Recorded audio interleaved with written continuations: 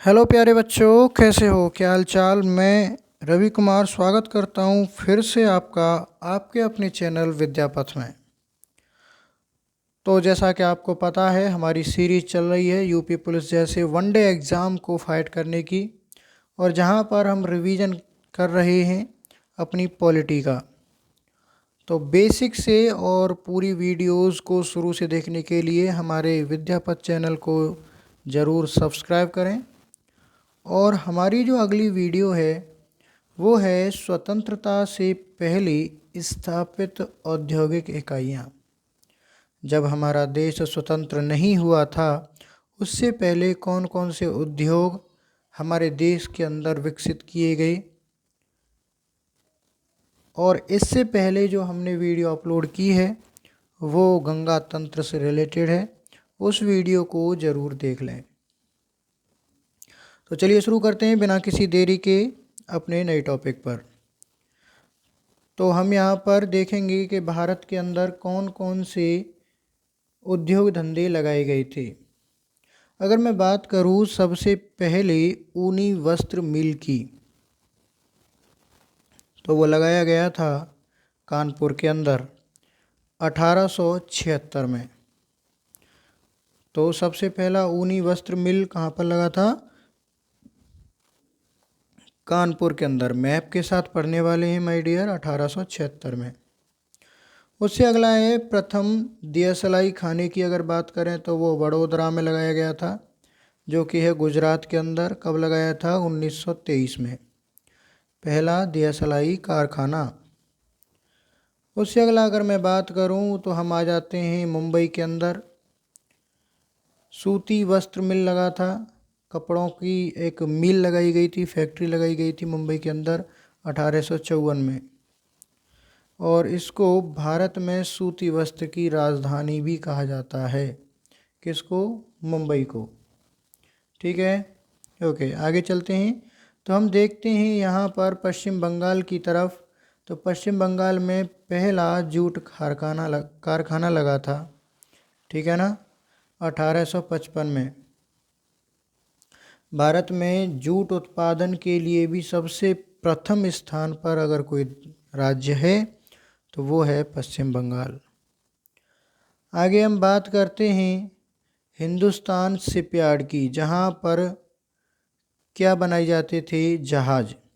जहाज़ बनाने का जो कारखाना है वो था हिंदुस्तान शिपयार्ड में, ठीक है। अगला था प्रथम वायुयान निर्माण कारखाना, कहाँ पर? बेंगलुरु के अंदर। नीचे चलते हैं चेन्नई की तरफ। तो चेन्नई में सबसे पहला सीमेंट कारखाना बना था 1904 में। ये सभी जितने भी कारखाने थे वो स्थापित किए गए थे अंग्रेज़ों के द्वारा। आगे बात करते हैं कोच्चि शिपयार्ड, जो कि केरल में है, ठीक है ना। केरल यहाँ पर पड़ता है भाई, देख लो, मैप के साथ आपका रिवीजन हो रहा है बहुत ही अच्छे से और सुंदर तरीके से। तो जहाज़ बनाने का निर्माण का जो कारखाना था वो एक केरल में बनाया गया, जिसका नाम था कोच्चि शिपयार्ड, और एक था हिंदुस्तान शिपयार्ड, ठीक है। चलिए आगे चलते हैं। तो हम बात करेंगे भारत में बदलती कृषि उद्योग की प्रवृत्तियाँ। तो कैसे कैसे कृषि में बदलाव हुआ और उद्योगों में बदलाव हुआ। भारत में बदलती औद्योगिक प्रवृत्तियाँ, यहाँ पर देखेंगे एक तो स्वतंत्रता से पहले क्या स्थिति थी उद्योगों की, और स्वतंत्रता के बाद क्या स्थिति थी। बात करूँ स्वतंत्रता से पहले की, तो भारत में सूती वस्त्र उद्योग की राजधानी किसको कहा जाता है? बम्बई को। बाद में मुंबई ये वर्ड करेक्ट किया गया था। स्वतंत्रता के बाद में जितनी भी फैक्ट्रियां लगाई गई वो नीतिगत लगाई गई और संस्थागत। यानी नीतिगत बोले तो जितनी भी सरकारी स्ट्रक्चर के द्वारा बनाई गई, और संस्थागत बोले तो प्राइवेट, है ना, प्राइवेट जितनी भी फैक्ट्रियां डाली गई। स्वतंत्रता से पहले की जो बात थी वो करते हैं। भारत में सूती वस्त्र की उद्योग की राजधानी कहा जाता है बम्बई को। पहली सूती वस्त्र मिल जो थी वो थी, कब बनी थी? 1854 में। प्रथम जूट कारखाने की स्थापना हुई थी रिसरा में, जो कि है पश्चिम बंगाल के अंदर 1855 ईस्वी में, जो कि कहाँ पर था? कोलकाता के अंदर। कोलकाता क्या है? पश्चिम बंगाल की राजधानी। ठीक है। उत्पादक राज्यों की बात कर लेते हैं। विश्व में जूट उत्पादन में सबसे पहला देश आता है बांग्लादेश। भारत में प्रथम सीमेंट कारखाने की स्थापना हुई थी चेन्नई के अंदर, ठीक है ना, 1904 में। पहला वायुयान निर्माण कारखाना बेंगलुरु में तैयार किया गया, कर्नाटक के अंदर। प्रथम दियसलाई जो कारखाना था वो था बड़ोदरा, गुजरात के अंदर। और गुजरात की अगर बात करूं तो सबसे ज़्यादा जो अपने लैंड एरिया को फॉर्म करता है समुद्र के साथ, तो वो कौन करता है? गुजरात। ठीक है ना। ओके। गुजरात की राजधानी क्या है वो आपको बतानी है, तो मैं आपको बता दूं वो क्या है? गांधीनगर। ठीक है ना। ओके। प्रथम ऊनी वस्त्र मिल की स्थापना कब हुई थी और कहाँ हुई थी? तो वो हुई थी 1876 में, कानपुर के अंदर। आधुनिक भारत का निर्माता किसको कहा जाता है? गवर्नर जनरल यानी लॉर्ड डलहौजी को आधुनिक भारत का निर्माता। अंग्रेज़ों के आने से जितने नुकसान हुए थे उससे कई ज़्यादा फायदे भी हुए थे। कोई भी देश जब तक आधुनिक चीज़ों का उपयोग नहीं शुरू करेगा आज की डेट में, वो पिछड़ता और पिछड़ता चला जाएगा। चलिए आगे बात करते हैं। स्वतंत्रता के बाद, स्वतंत्रता के बाद नीतिगत बदलाव होते हैं जिसमें औद्योगिक नीतियाँ आती हैं। जैसे भारत में प्रथम औद्योगिक नीति आई थी 1948 में, ठीक है ना, 8 अप्रैल 1948 को, जिसमें कहा गया कि भारत की अर्थव्यवस्था मिश्रित अर्थव्यवस्था है। ठीक है ना। जो भी पंचवर्षीय योजनाएं नीतियां लाई जाती थीं उनके अंतर्गत इन योजनाओं को डाला जाता था। द्वितीय औद्योगिक नीति आई 1956 में। इसमें बोला गया उद्योगों को श्रेणीबद्ध किया गया। इसमें 3 श्रेणियां लाई गई, श्रेणी ए, श्रेणी बी और श्रेणी सी। श्रेणी ए में क्या था? केंद्र सरकार के उद्योग, अर्थात केंद्र सरकार का स्वामित्व रहेगा। श्रेणी ए के जितने भी उद्योग होंगे उन सब पर केंद्र का हक होगा। श्रेणी बी में क्या हुआ? राज्य सरकार के उद्योग, अर्थात राज्य सरकार का स्वामित्व होगा। जितने भी उद्योग खोले जाएंगे उन पर श्रेणी बी में राज्य सरकार का हाथ रहेगा उन पर।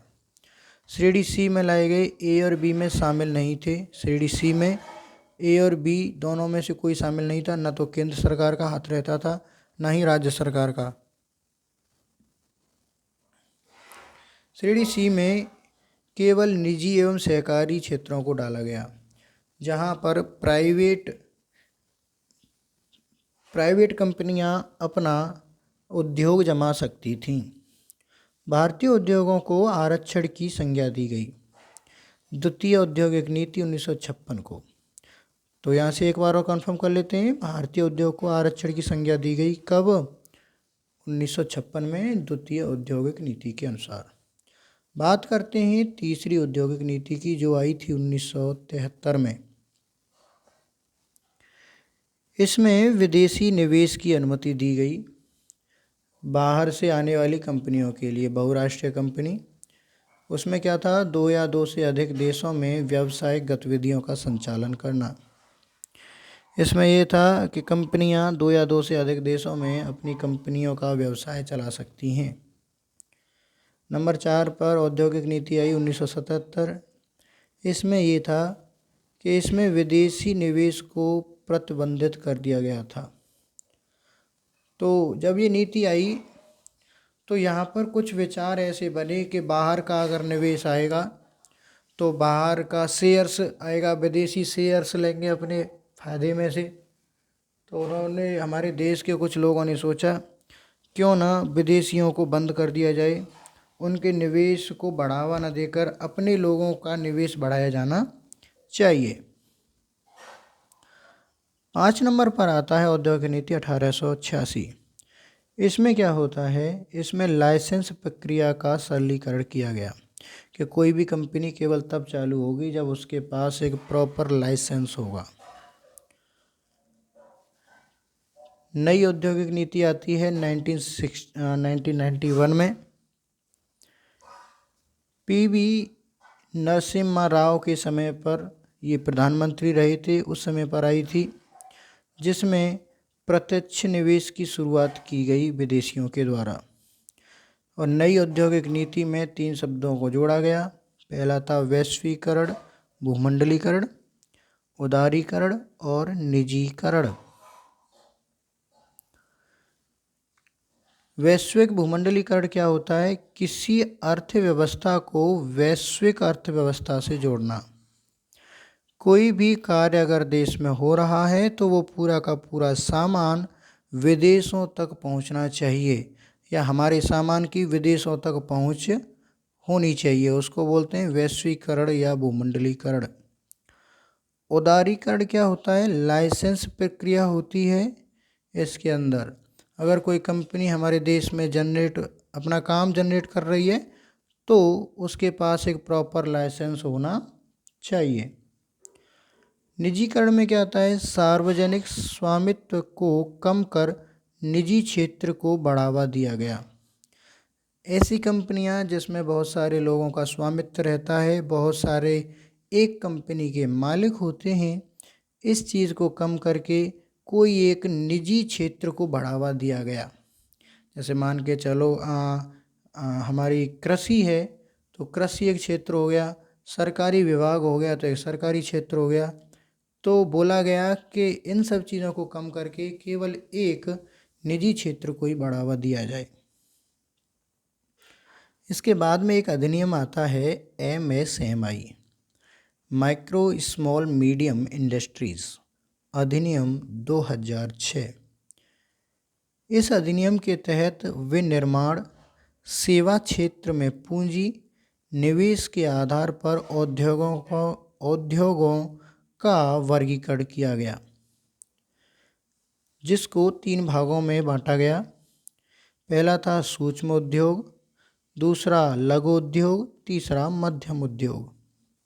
क्या होता है, चलिए डिटेल में पढ़ते हैं। सूक्ष्म उद्योग मीन्स सबसे छोटे उद्योग, जैसे जिसकी आय विनिर्माण क्षेत्र कितना हो, 25 लाख तक हो, सेवा क्षेत्र 10 लाख तक निवेश करता हो। लघु उद्योग में आता है 25 लाख से 5 करोड़ तक की कोई आय करता हो, और सेवा करता है 10 लाख से 2 करोड़ की।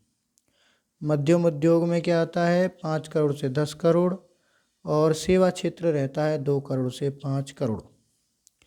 तो यहाँ पर उद्योगों को वेरीफाई किया गया। आज की डेट में अगर लोन मिलते हैं तो लघु उद्योग, सूक्ष्म उद्योग,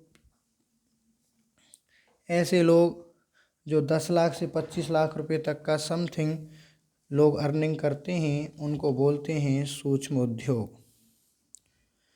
बात करते हैं विदेशी व्यापार नीति के बारे में, जो कि आई थी पंचवर्षीय नीति के दौरान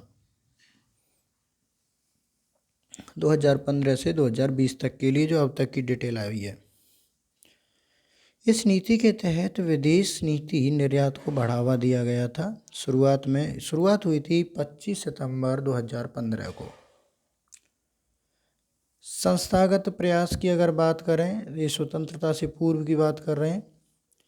लौह इस्पात संयंत्र की स्थापना हुई थी। प्रथम लौह इस्पात संयंत्र की स्थापना कहाँ हुई थी? कुल्टी में, पश्चिम बंगाल, 1873 में। एक कंपनी आई थी टिस्को, जिसका नाम था Tata iron steel corporation. Jamshedpur Jharkhand के अंदर 1907 में इसका स्थापना हुई थी। उसके बाद में एक कंपनी और आई, इसको इंडियन आयरन स्टील कॉरपोरेशन। इसकी स्थापना हुई थी बरनपुर, पश्चिम बंगाल में 1918 में। चौथी लौह इस्पात संयंत्र की स्थापना हुई थी विश्वेश्वरैया के द्वारा। कहाँ पर? कर्नाटक में। अब इसके बाद में कुछ कंपनियां और आईं स्वतंत्रता के बाद में, जिन्होंने लोह इस्पात संयंत्र की स्थापना की। बोले तो लोहे के निर्माण के लिए कुछ उद्योग खोले गए। जिन्होंने काम किया द्वितीय पंचवर्षीय योजना के तहत। पहली थी भिलाई, छत्तीसगढ़ के अंदर, रूस के सहयोग से चली थी। आप अगर लोहे के कुछ गाटर अगर लेने जाओगे तो उन पर कुछ भिलाई लिख कर के आता है ना, भिलाई स्पेशल, भिलाई 125, भिलाई 125 स्पेशल, ऐसे कुछ आता है। तो आप समझ जाएं कि वो जो है लोहा कहाँ पर उसकी ढलाई हो रही है, भिलाई के अंदर, छत्तीसगढ़ में, है ना। रूस के सहयोग से ये बनाया गया था 1955 से 1959 के दौरान। एक है दुर्गापुर, पश्चिम बंगाल में, ब्रिटेन के सहयोग से खोला गया। राउरकेला के अंदर, उड़ीसा में, जर्मनी के सहयोग से खोला गया है। बोकारो, झारखंड के अंदर, रूस के सहयोग से तृतीय पंचवर्षीय योजना के तहत इनको खोला गया। और ये सभी की सभी काम करती हैं HSL के द्वारा, हिंदुस्तान स्टील लिमिटेड के तहत। बात गौर करने की ये है कि ये जो संयंत्र हैं वो कौन कौन सी जगह पर हैं, ये आपको ध्यान में रखना है। पहला है भिलाई, छत्तीसगढ़ के अंदर, दुर्गापुर, पश्चिम बंगाल, राउरकेला, बोकारो, ठीक है ना। इन सब का ध्यान रखना बहुत ही कंपलसरी है। जी हाँ, चलिए बात करते हैं एल्यूमिनियम उद्योग की। प्रथम एल्यूमिनियम कारखाने जो थे रेणुकूट, उत्तर प्रदेश के अंदर, USA के द्वारा लगाए गए थे। इसका जो संचालन है वो हिंडाल्को कंपनी के द्वारा कराया जाता है, जिसको बोला जाता है हिंदुस्तान एल्यूमिनियम CO4 कॉर्पोरेशन। पहला है कोरबा, छत्तीसगढ़ के अंदर, दूसरा है कोरबा, पहला था उत्तर प्रदेश के अंदर रेणुकूट के अंदर, दूसरा कोरबा छत्तीसगढ़ के अंदर। इसका संचालन बोल्को करती है, बोल्को बोले तो बराई एल्यूमिनियम कॉरपोरेशन। अगला है मैटूर, चेन्नई के अंदर, मोल्को कंपनी करती है। मद्रास एल्यूमिनियम कॉरपोरेशन, इटली के सहयोग से ये लगाई गई थी माय डियर। अगली है दामनजोड़ी और अंगुल, दोनों की दोनों कहाँ पर हैं, उड़ीसा के अंदर, नॉल्को कंपनी करती है। नेशनल एल्यूमिनियम कॉरपोरेशन, फ्रांस के सहयोग से ये कंपनी काम कर रही है। तो कहने का अर्थ ये है माय डियर, जो भी एल्यूमिनियम लोहा तुम खरीद के लाते हो, ठीक है, उन फैक्ट्रियों को केवल हिंदुस्तान की कंपनियां नहीं बना रही थी, उनके साथ साथ विदेशी कंपनियों का भी इसके साथ हाथ था, ठीक है। बात करते हैं HZL की, हिंदुस्तान जिंक लिमिटेड। इसकी स्थापना 1967 में हुई थी। इसके दो कारखाने हैं, पहला है देवारी, उदयपुर, राजस्थान के अंदर, दूसरा है तुंडू, धनबाद, झारखंड के अंदर। HCL की अगर बात करें, हिंदुस्तान कॉपर लिमिटेड, जो कि कॉपर पर काम करती है। इसकी स्थापना 1966 से 67 के अंतर्गत खेतड़ी, झुंझुनू, राजस्थान के अंदर हुई थी। औद्योगिक प्रदेश की बात कर लें, ऐसे कौन से प्रदेश हैं जहां पर छोटे मोटे औद्योगिक धंधे चलते हैं। वर्तमान में भारत में 8 औद्योगिक प्रदेश हैं।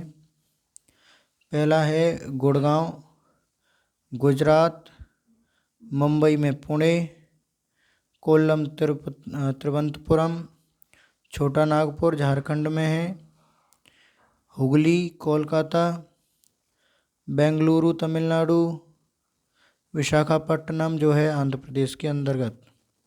तो ये 8 ऐसे राज्य हैं जहाँ पर सबसे ज़्यादा औद्योगिक धंधे चलाए जाते हैं, फैक्ट्रियाँ, कंपनियाँ काम करती हैं। दोबारा से देख लेते हैं, गुड़गांव, गुजरात, मुंबई, तिरुवनंतपुरम, छोटा नागपुर, कोलकाता जो कि हुगली में, बेंगलुरु और विशाखापट्टनम।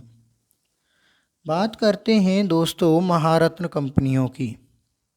क्या होती हैं ये महारत्न कंपनियां, इसके बारे में जानना बहुत ही अति आवश्यक है। इसमें महारत्न कंपनी में 8 प्रमुख कंपनियां हैं, जिसकी शुरुआत 2009 में हुई थी। महारत कंपनी इसके अंतर्गत विगत 3 वर्ष का औसत वार्षिक लाभांश 2500 रुपये करोड़ है। यानी कि वार्षिक हर सालाना लगभग इनका जो लाभ रहता है कंपनियों का वो रहता है 2500 रुपये करोड़ का। और एवरेज पर संपत्ति इनके पास रहती है तो वो रहती है 10,000 करोड़ रुपए की। इसलिए इनको महारत्न कंपनियों को नवरत्न दर्जा प्राप्त है माय डियर। तो अब इन नवरत्न कंपनियों में कौन कौन सी कंपनियां शामिल हैं? तो महारत्न दर्जा प्राप्त कंपनियों के पास क्या क्या होता है? IOL इंडियन ऑयल लिमिटेड, पहली कंपनी कौन सी है? IOL इंडियन ऑयल लिमिटेड, जिसका मुख्यालय है नई दिल्ली में और 2010 में महारत्न का दर्जा प्राप्त हुआ इसे। दूसरी है NTPC national thermal power corporation, जिसका मुख्यालय भी नई दिल्ली में है, इसको दर्जा प्राप्त हुआ 2010 में इसे भी। अगली है ONGC oil natural gas corporation, जिसका मुख्यालय है देहरादून के अंदर, और इसको भी जो दर्जा प्राप्त हुआ महारत्न कंपनी का वो हुआ था 2010 में। अगली आती है SAIL steel authority of India limited, इसका मुख्यालय भी नई दिल्ली में, दर्जा प्राप्त हुआ 2010 में। अगला आता है कोल इंडिया, इसका मुख्यालय है नई दिल्ली में, दर्जा प्राप्त हुआ 2011 में। अगली आती है भेल यानी कि भारत हैवी इलेक्ट्रॉनिक लिमिटेड, इसका मुख्यालय है नई दिल्ली के अंदर, इसको दर्जा प्राप्त हुआ 2013 में। इससे अगला आता है GAIL Gas Authority of India limited, इसका मुख्यालय है नई दिल्ली के अंदर और इसे भी दर्जा प्राप्त हुआ 2013 में। और लास्ट आती है 8वें नंबर की BPCL Bharat petroleum corporation limited, इसका जो मुख्यालय है वो है मुंबई के अंदर, इसको दर्जा प्राप्त हुआ 2017। तो रैपिड फायर में हम देख लेते हैं कौन कौन सी है। पहली तो कौन सी हो गई? IOL, NTPC, ONGC, सेल, कोल, भेल, गेल और BPCL। ओके, महारत्न के बाद आती हैं नवरत्न कंपनियां, और नवरत्न कंपनियों में क्या क्या होना चाहिए? इस कंपनी के अंतर्गत आने वाली सभी कंपनियों को मिनी रत्न कंपनी का दर्जा प्राप्त होता है। इनकी संख्या है 16। तो मिनी रत्न वाली कंपनियों में इनको 2 भागों में बांटा गया है, मिनी रत्न और मिनी रत्न सेकंड। इसके अंतर मिनी रत्न फर्स्ट में 60 कंपनियां आती हैं और मिनी रत्न सेकंड में 15 कंपनियां। बात करें EVM इलेक्ट्रॉनिक वोटिंग मशीन की, जिसको वीवीपैट के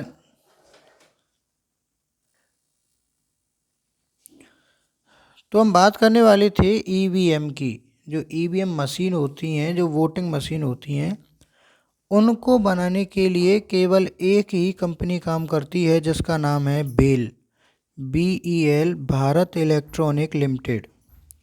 यही कंपनी इन वोटिंग मशीन्स को बनाती है, जिसका मुख्यालय है बेंगलुरु के अंदर। ठीक है ना? तो यहाँ पर जितनी भी कंपनियाँ आई, चाहे वो स्वतंत्रता से पहले हों या स्वतंत्रता के बाद, यही कंपनी अभी तक काम कर रही हैं लगातार। इनके अलावा भी बहुत सारी छोटी मोटी कंपनियां हैं जो काम कर रही हैं।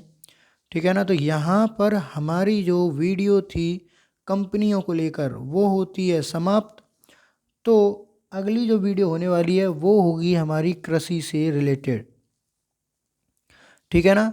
तो वीडियो कैसी तुम्हें लगी है? अगर पसंद आती है तो वीडियो को लाइक करें, और अगर चैनल पर नए हैं तो चैनल को करें सब्सक्राइब मेरे लाडलो। तो मिलते हैं अगली वीडियो में, तब तक के लिए नमस्कार, जय हिंद, जय भारत।